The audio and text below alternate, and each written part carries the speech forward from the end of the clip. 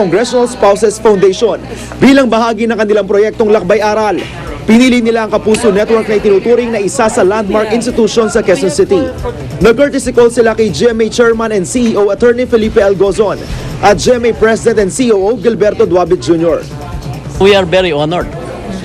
And as I just said, we believe and agree with their purpose. We're of course prepared to help and assist in their projects, mga makabuluhang mga proyekto.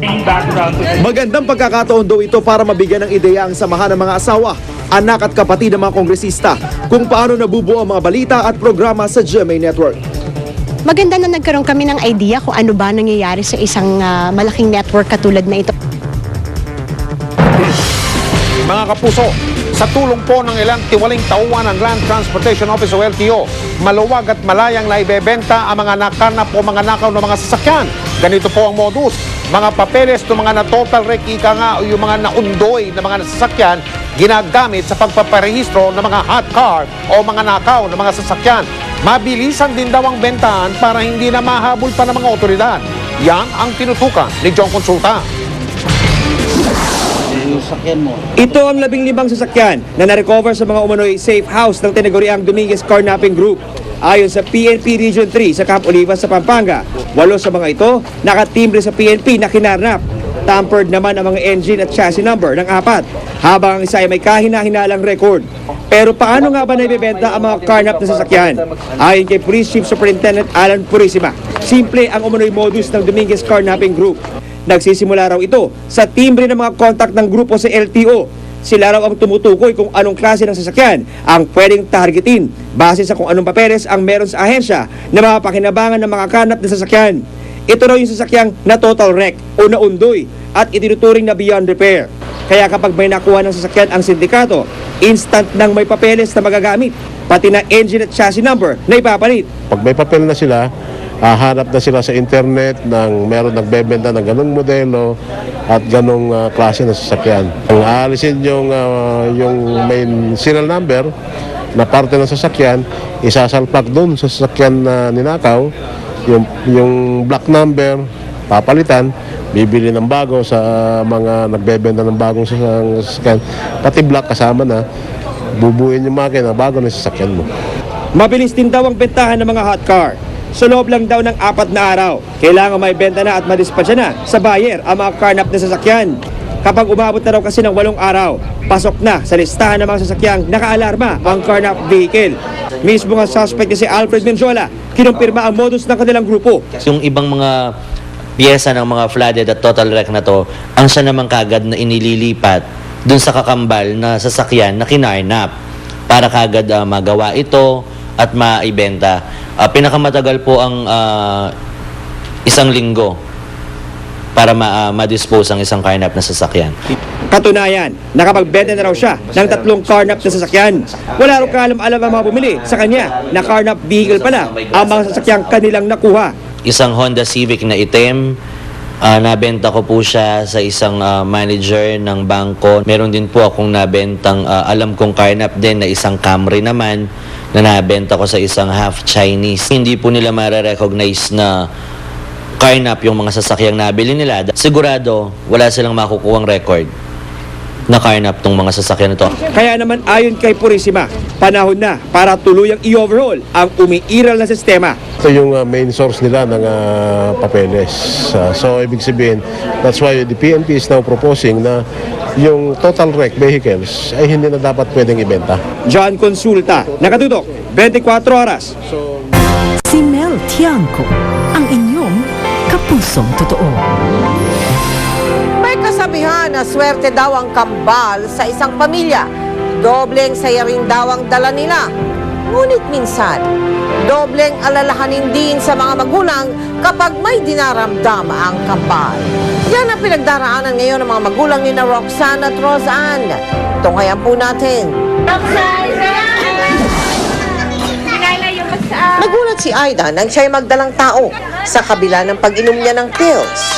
Ngunit mas nabigla siya nang siya'y magluwal ng kambal at lalo niyang ikinagimbal ang balita ng kapitbahay. Bulag daw yung anak ko. Balita na sa labas kasi hindi pa ako nakakabang bulag yung anak ni Aida. Kawawa naman. Tingnan ko yung anak ko. Hindi naman, Diyos ko. Sa isip ko lang. Ipinanganak na may puti ang itim na bahagi ng mga mata ni na Roxanne at Roseanne. Sa 8 anak ni Aida, sila lamang ang may ganitong karamdaman. Fireman sa isang vulcanizing shop, ang amang si Arnold. Hindi sapat ang kita nito para sa pagkain at pang-upa ng bahay. Sa kasalukuyan, nakikitira lamang sila sa kamag-anak kung saan-saan inilapit ni Aida ang kambal para maipagamot. May nagsabi po sa akin na ilapit ko sa Foundation Kapuso, ko daw. Baka mapaya naman po ako doon pagdating doon. Sabi niya, hindi tatanggihan. Hindi sila nagkamali sa paglapit sa GMA Kapuso Foundation. Agad napatingnan ang mga bata. Roseanne and Roxanne have what is called sclerocornea. No? Ito po yung yung puti ng mata, yung tinatawag na sclera, ay nag-i-invade dun sa itim ng mata, yung tinatawag na cornea. Sinili pang muli ang kanilang mga mata. May iba pang nakita kay Roseanne. May retinal coloboma ito. Hindi raw lubusang na-develop ang ilalim na bahagi ng retina sa kanyang kaliwang mata. Ayon kay Aida, 1.5 buwan na pala sa kanyang sinapupunan ang kambal, ay tuloy pa rin ang kanyang pag-inom ng pills. Merong ibang literature na sinasabi associated ang intake ng pills sa coloboma. Para sa ating mga nakikinig, pag yung pong epekto na sinasabi na yon, nag-iinom ka ng pills habang buntis. Gayunpaman, wala raw dapat ipangamba ayon kay Dr. Pascual. Grossly, okay naman yung vision nila. But later, when we can take their vision more in detail, no, we can do a good refraction. Sa pagpapatuloy po bukas, malalaman natin ang iba pang kinakaharap at pangangailangan ni na Roseanne at Roxanne. At bukas din po, unang kaarawan ng kambal. May sorpresa kayang naghihintay para sa kanila? Abangan po ninyo. Samantala, maraming salamat kina Dr. Tonton Pascual ng Eye Referral Center at kay Dr. Christine Fernando Palma ng Medical City. Para sa inyo po namang mga tulong, maaari po kayo magsadya sa aming tanggapan o kaya ay magdeposito ng donation sa aming mga bank account o mag-log on sa www.kapusofoundation.com.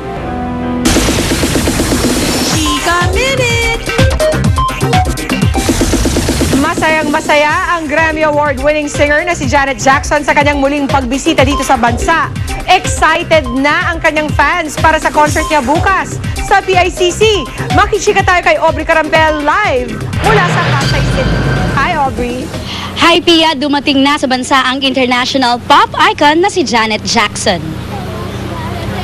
Pasado 6:30 ng gabi nang lumapag sa NAIA Terminal 1 ang flight ng American singer and actress. Dito sa Manila ang first stop ng concert tour ni Janet, dubbed as #1's Up Close and Personal Tour. Hindi raw tulad ng iba niyang concerts, puro hit songs ang ipe-perform ni Janet. Muli raw mapapanood ng kanyang fans ang Janet Jackson moves na kanyang pinasikat pag sumarang na siya sa stage bukas sa Philippine International Convention Center Plenary Hall. Hindi ito ang unang pagkakataong binisita ni Janet ang bansa, kaya excited na raw siyang muling mag-perform para sa mga Pinoy. Hi Janet, welcome to the Philippines. How does it feel to be back? It feels great. It's been 17-18 years since I've been here, so it feels great. Yes. What are the fans who expect on your concert on Friday? I just hope they enjoy themselves. I hope they have a great time.